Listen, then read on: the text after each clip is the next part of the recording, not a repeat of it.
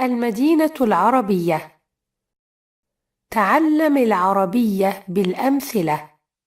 حلقات أسبوعية يقدمها موقع المدينة العربية. الدرس الرابع ألف. بعض حروف الجر: في، على، من، إلى، في، البيت، في البيت،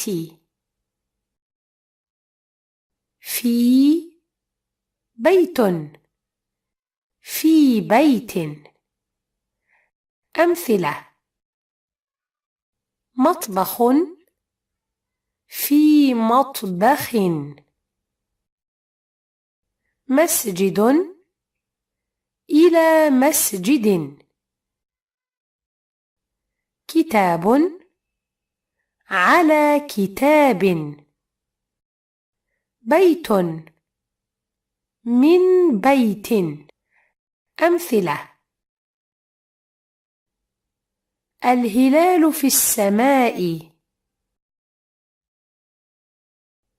دخل الرجل من الباب،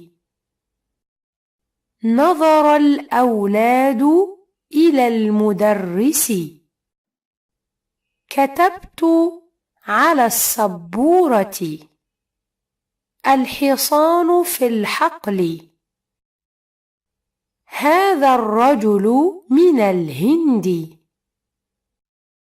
الطعام على الطاولة، الطفلة في الحديقة. شكرا لمشاهدتكم هذه الحلقة. نرجو أن تكونوا قد استمتعتم وتعلمتم شيئا جديدا. في الحلقة التالية تدرسون الدرس الرابع باء. وإلى لقاء قريب. مع تحيات المدينة العربية.